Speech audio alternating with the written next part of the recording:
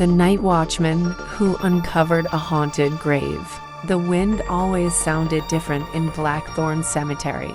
It didn't howl, didn't whistle, didn't even rustle the trees. It whispered as if the dead themselves breathed secrets into the night. For decades, townsfolk avoided the place after sunset, especially after a series of unexplained vanishings. But someone had to watch over it. That someone was Elias Ward. Elias wasn't afraid of much. He had spent most of his life working night shifts, factories, warehouses, and even a morgue for 6 long years. But none of that compared to the strange energy he felt the moment he stepped into Blackthorn Cemetery. It wasn't welcoming, and it wasn't hostile. It was aware. Every night at 11 p.m., Elias walked through the tall iron gate with his flashlight, clocked in at the old keeper's cabin, and began his rounds. Most nights were quiet, cold, still. But one night, everything changed. It began with a grave that had no name. The grave lay near the center of the cemetery, a raised mound of earth beneath a gnarled willow whose branches hung like skeletal fingers. Elias had noticed it before. It didn't have a headstone, no plaque, no flowers, no signs of recent digging. Just a circular mound of dirt, slightly darker than the rest. At 2:14 a.m. on a Wednesday night, his radio crackled. "Elias, do you hear that?" It wasn't the security office calling. The voice was thin, distant, and drenched in static. Elias froze. "Who is this?" Only silence answered. Then, the ground beneath the willow shifted just a small tremor, but enough to make Elias step back. His flashlight flickered, then steadied. A foul smell rose from the soil, thick like rotting leaves mixed with something metallic. He knelt down and pressed his ear to the earth. A mistake. From deep below the soil came a knocking. 3 slow knocks. A pause. Then 3 more. Knock, knock, knock. Someone or something was inside the grave. The next morning, Elias returned to the cemetery's records room, searching through dusty ledgers that cataloged every burial since the 1800s. Pages cracked under his fingers. Ink had faded into ghosts of names, but the plot under the willow was never listed. He checked again and again. Nothing.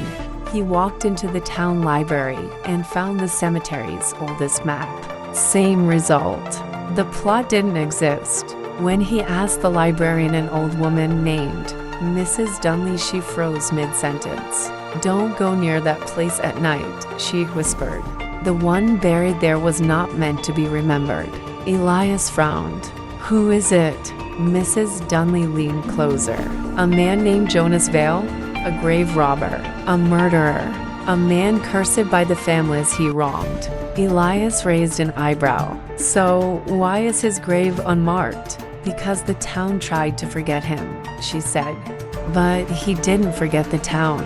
That night, Elias returned to work feeling heavier than usual. The air itself felt thicker. The cemetery seemed darker, as if the shadows clung to him.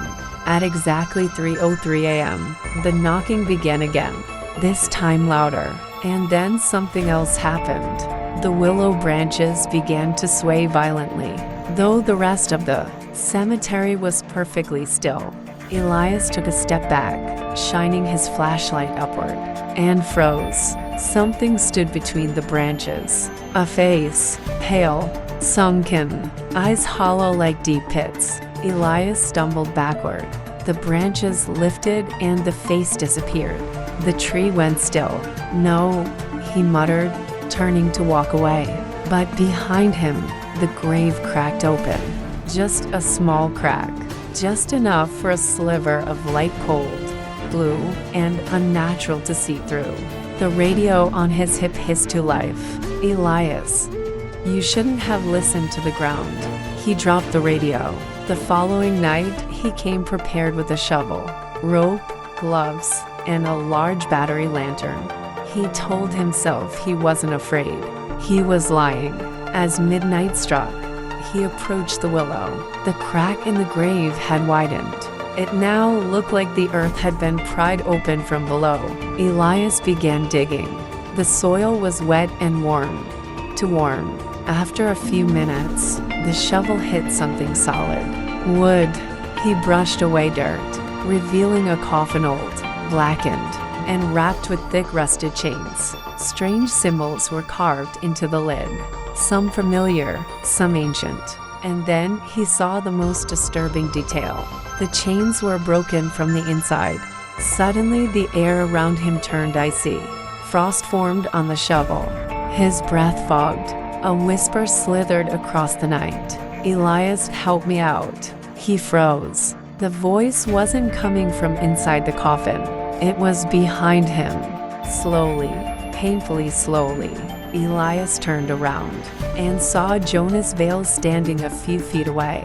Gaunt, dirty grave soil caked onto his clothes, eyes burning faintly blue. Yet Jonas didn't move. He didn't breathe. He simply looked hungry. Elias stumbled back and tripped over the coffin. Jonas took a slow step forward. "They buried me alive." Elias scrambled to his feet. "Stay back." But Jonas took another step. "They cursed me, sealed me, forgot me." Elias swung his shovel. Jonas disappeared, vanished like smoke in the wind. Determined to end it, Elias pried open the coffin. Inside was something he didn't expect. Not a body, a journal, bound in cracked leather, pages yellow and fragile. He opened it. The first line chilled him. "If someone finds this, he is already awake." The journal revealed the truth. Jonas Vale had indeed been buried alive, but not because he was a murderer. The townsfolk had blamed him for crimes he didn't commit. They feared him because he had discovered something buried beneath the cemetery, something older than the town itself, something that whispered to him, something that promised power. He tried to warn the town. They silenced him and sealed him over the very thing he tried to warn them about. The last page was the most horrifying. A hand-drawn map of the cemetery, with a massive circle beneath the willow tree. A warning scrawled under it: "Do not break the chains. If he rises, the Ancient One rises with him." Elias felt the ground shake. The coffin split open further. Something beneath the coffin began to move. The soil around the grave churned violently. Elias backed away as huge cracks spread through the earth. The willow tree groaned as if alive. Then the ground burst. A massive, shapeless form crawled upward, black, dripping, amorphous. Eyes too many to count blinked across its surface. Its voice wasn't a whisper this time. It was a scream that pierced the air, rattled bones, and shook the cemetery. Jonas Vale appeared again, but this time his face twisted, features melting as if he were merely a shell controlled by the ancient thing. "He will not let me rest," Jonas moaned. "He needs a new watcher." The creature's shadow stretched toward Elias. Not to kill him, to claim him. Elias ran. Branches whipped his face. Gravel tore his shoes. The gate to the cemetery felt miles away.